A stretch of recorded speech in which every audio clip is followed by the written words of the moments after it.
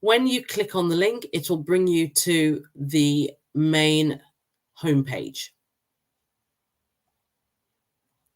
Next, what you want to do is register and set up your own account. So you will go to My Account, and then you'll be met with a registration page.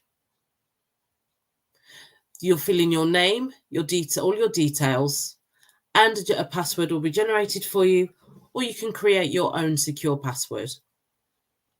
On completing that stage, you will then click Register. On registering, anytime you log back into our site, you'll be greeted with this second screen. You simply tap your email address in, password. If you want it to remember, if you want the Academy and the site to remember you, just click Keep Me Signed In, and anytime that you sign in, it'll just be there.